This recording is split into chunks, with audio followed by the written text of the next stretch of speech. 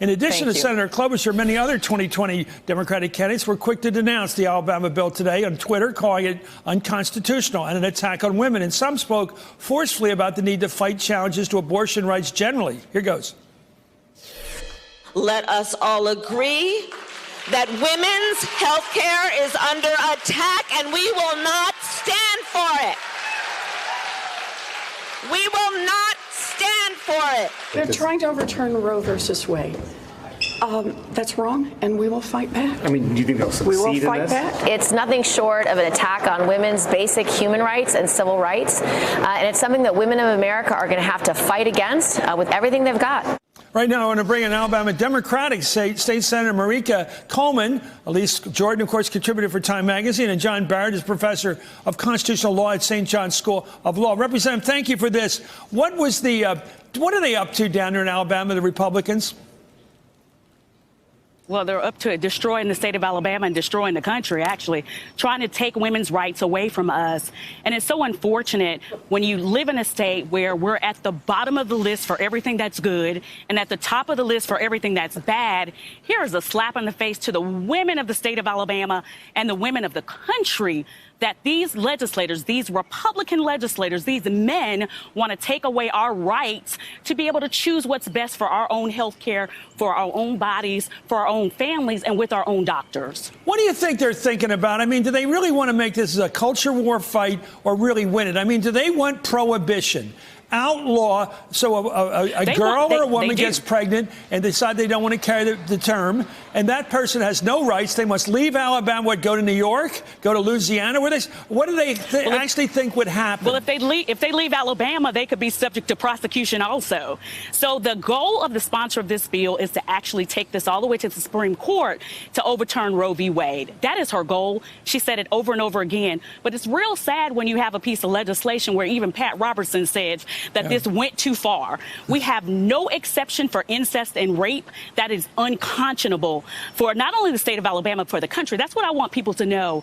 Thus goes Alabama. Thus goes the United States of America. Why do you think they did this, Elise?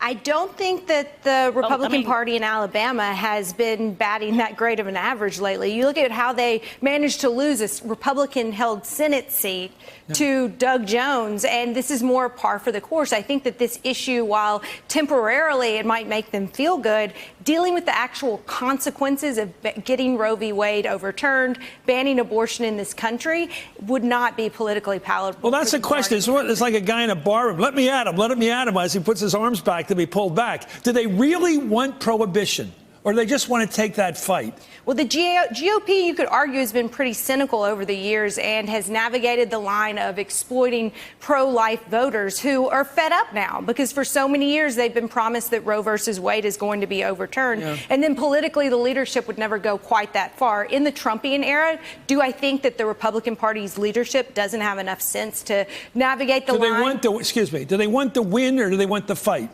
They want the fight. That's what I think. John, tell me about this. What's going to happen? It seems to be the governor signed it today, basically prohibition. Right. Is that effective down there, or is it still? No, I think the law has a 6-month phase-in, so there's a startup period before it's actually live.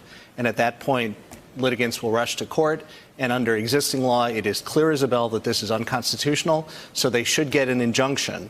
And then the state would appeal that to the circuit court, and the injunction should be affirmed. And then the state would petition the Supreme Court to review it. That could take more than a year before it climbs the ladder. Does Chief Justice John Roberts, who in the past has sort of avoided being hated, I mean, it is to some extent a popularity situation. He doesn't want to be. Does he want to be known as the guy who brings down Roe? I think he is concerned about the court as an institution.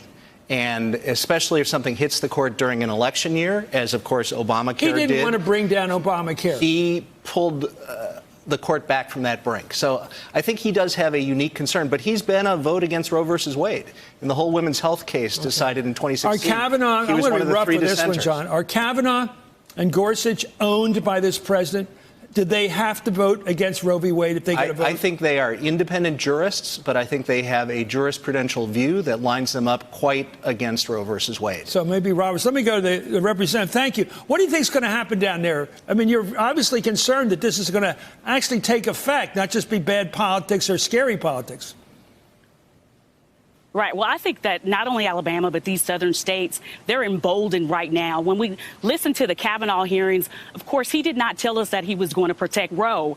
So all of these states now are emboldened. What we're ultimately afraid of is that if this goes to the Supreme Court, if Roe v. Wade is overturned, you will have women having abortions in back alleys in unsanitary areas. And that's the fear. But at the end of the day, these men need to stay out of our wombs and allow women to make the best decisions for themselves. And we're mad about it. We're going to continue to fight, even with the governor signing this bill today. We're going to let people know across this country that we're not going to stand for it. And you all need to stay focused on the state of Alabama. Don't just come here for this issue. We've got a lot of other issues that we need to talk about and make sure that the public gets actively engaged. You know what I think? I think we have to trust women to make this decision. Thank you very much, Representative, for coming here. Amen. Representative Marika Coleman. On the losing side in the short run, but in the long run, you'll be great. Thank you so much. Elise Jordan, of course, and John Barrett of St. John's University Law School here up in New York. Hey there, I'm Chris Hayes from MSNBC. Thanks for watching MSNBC on YouTube. If you want to keep up to date with the videos we're putting out, you can click subscribe just below me or click over on this list to see lots of other great videos.